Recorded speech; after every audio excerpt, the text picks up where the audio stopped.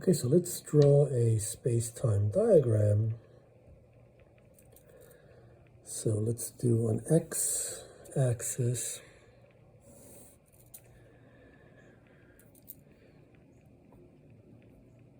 I'm going to make a dashed line for at least part of it, and I'll explain why I'm doing that. So this is the x-axis, and let's put a time axis. Try to put it right here in the middle. Let's make it dashed for the beginning part. So it looks like that, x and t. And let's think of an accelerated path. And so we have an accelerated path. So there's an observer that starts at x equals 0, t equals 0, and is accelerating, say, to the left. And so I'm going to make a path that has x increasing to the left and bending more and more toward the x-axis as the speed picks up, but I can't exceed the 45-degree line. So let's see if I can do this. A little challenging, so I'm going to go up a little bit, try to bend more and more.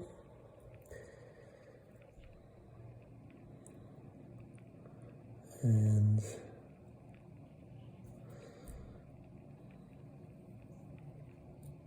something like that. That sort of a path that reaches, that's approaching light speed.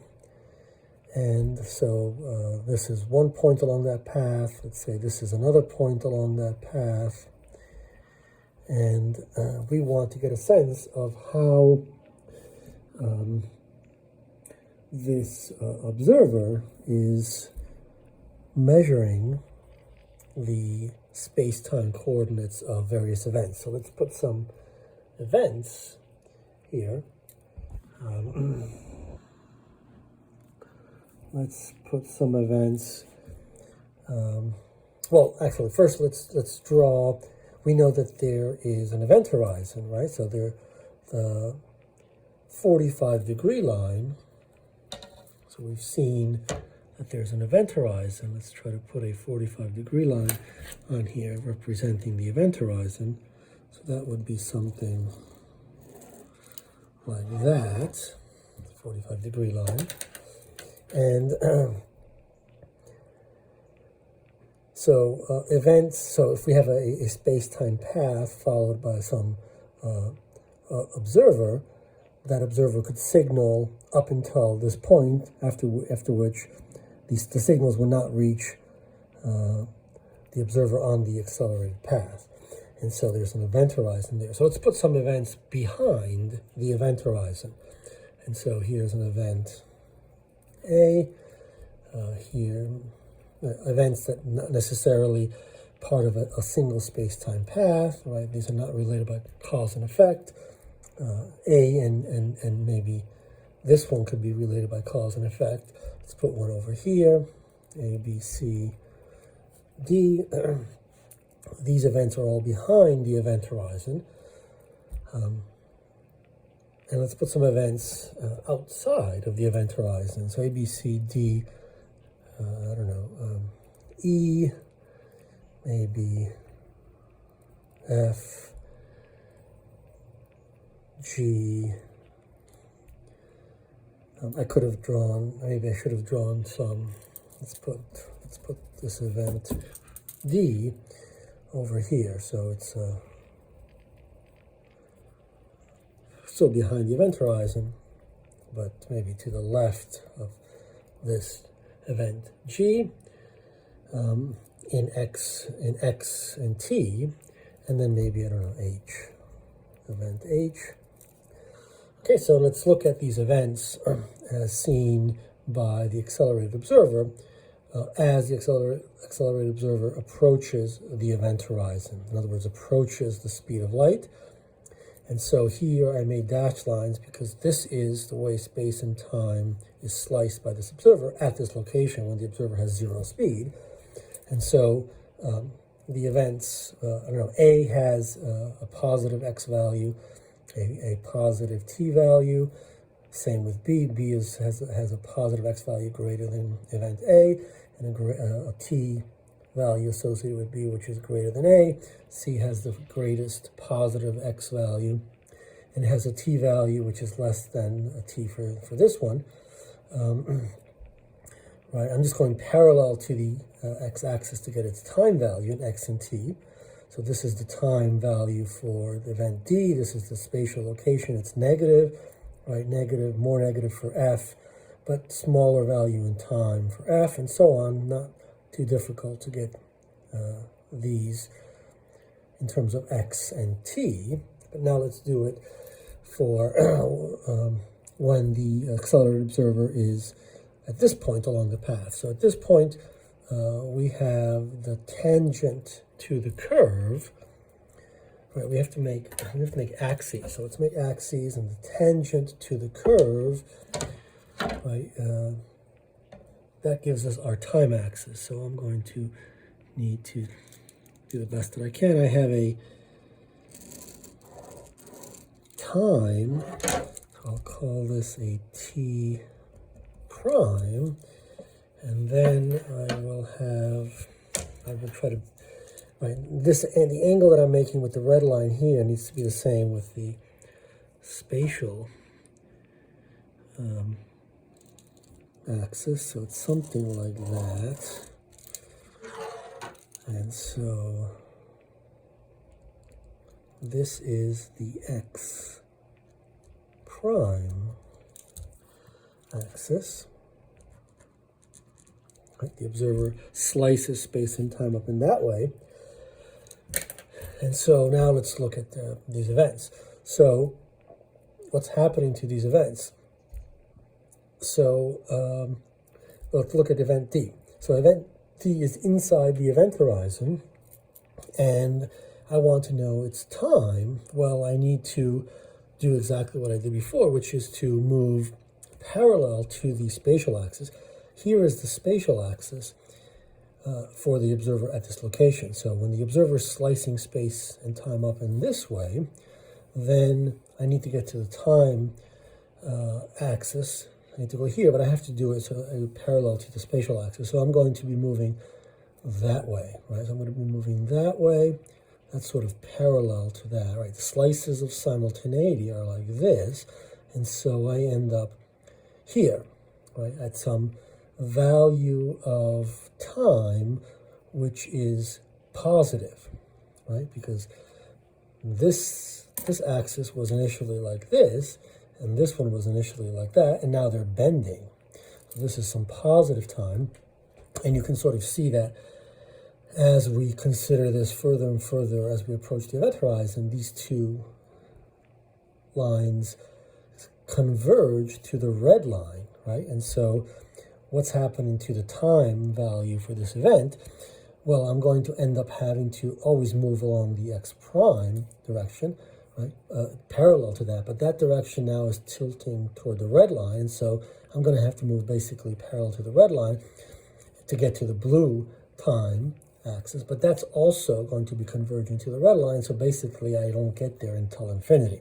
Right, so these two lines are never exactly on top of that, but they end up approaching it to infinity. And so I don't get to the time axis until infinity. So this event ends up happening, having a time value which is infinite in the positive direction. How about its spatial location? Well, I need to move along the time. I need to move parallel to the time axis to get the spatial.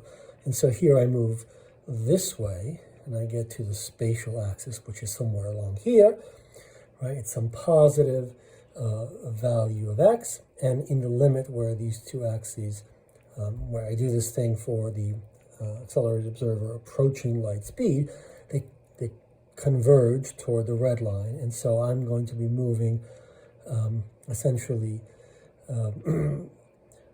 parallel to the time axis to get my space axis, but the time and space are converging here, and so essentially I have to go all the way to positive infinity to get my spatial value. So what I can see, and then I can do the same for all of these events, I'll get the exact same thing.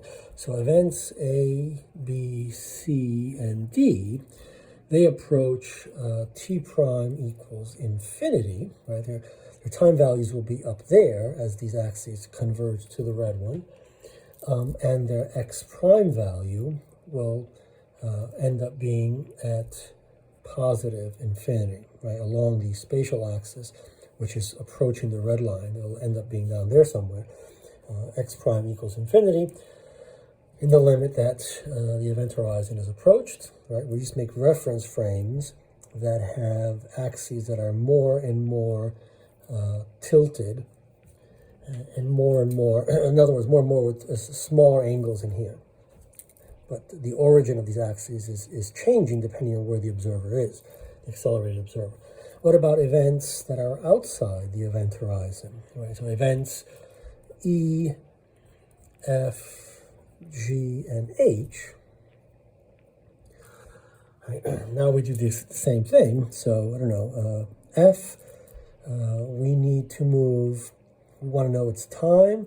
Well, we have to move parallel to the spatial axis. So we have to move, these are slices of simultaneity, and so I need to go to the time axis. So I'm going to be moving like that, and I'll get some value of time which is negative, right? Because these are positive values, these are negative values, so I'm ending up down there somewhere. And in the limit where I'm looking at this from the perspective of the accelerated observer that's approaching light speed, these axes are closing in on each other. And so this ends up basically going 45 degrees with respect to the x-axis and to the time axis there. And so I get there only at a negative time. So I have a t prime which approaches negative infinity as the event horizon is approached. And my x prime instead, right, so what's the x value of events on this side? Well, I need to move parallel to my time axis. Here its time axis is like this, so I'm moving parallel to this to get to the spatial axis. So here I'm moving up there, and in the limit where the observer is moving to the speed of light, then of course this line is bending further that way, and so I essentially don't get there until an infinite distance this way, but this is the negative direction, so I have a minus infinity.